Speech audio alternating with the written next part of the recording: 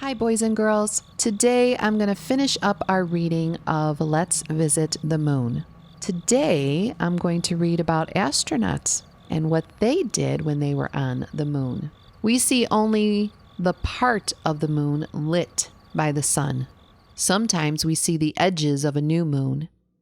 A few days later, we see a thin strip of light. The strip looks like a banana. It is called a crescent moon. Each day we see more of the sun's light on the moon. Then one day we see a round moon. It looks like a silver quarter in the sky. It is called a full moon. Scientists say the moon is going through phases when we see these different shapes. Take a look at the picture. They show the moon circling or orbiting around Earth.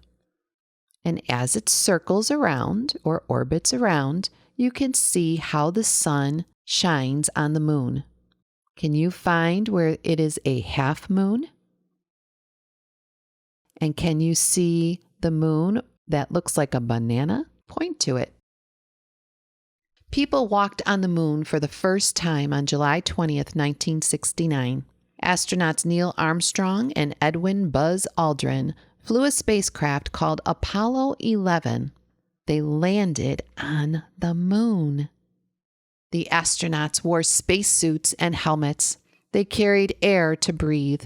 They talked to each other by radio. The moon has no air to carry sound. They gathered moon dirt.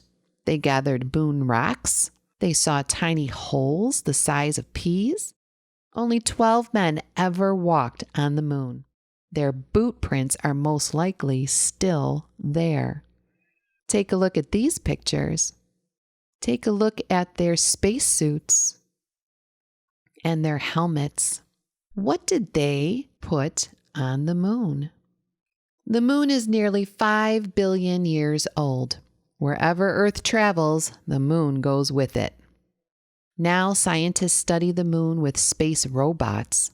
The robots look at the soil. They try to understand what is under the soil. Maybe one day we will live on the moon.